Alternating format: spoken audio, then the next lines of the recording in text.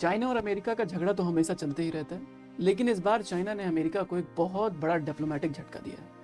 Taiwan को weapons बेचने के जवाब में चाइना ने 10 अमेरिकन इंडिविजुअल और लगभग 20 यूएस डिफेंस कंपनीज पर कंप्लीट बैन लगा दिया। इन कंपनियों की चाइना में जितनी भी एसेट थी सब फ्रीज कर दिया और साथ ही उनके साथ जितने भी तरीके के ट्रेड थे, कॉपरेशन था, सब रोक दिया। देखो, चाइना हमेशा ये चीज कहता है और भारत भी इस बात को मानता है।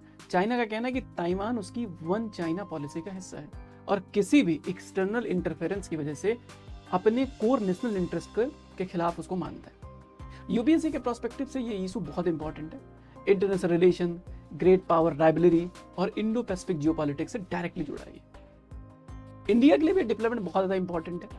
इसलिए इंपॉर्टेंट है क्योंकि इंडो पैसिफिक रीजन की स्टेबिलिटी जब भी कुछ होता है तो उस पर असर पड़ता है और भारत के लिए इंडो पैसिफिक रीजन बहुत इंपॉर्टेंट है। ग्लोबल सप्लाई चेन, खासकर सेमीकंडक्टर इंडस्ट्री पर बहुत जबरदस्त तरीके से इसका प्रभाव पड़ेगा।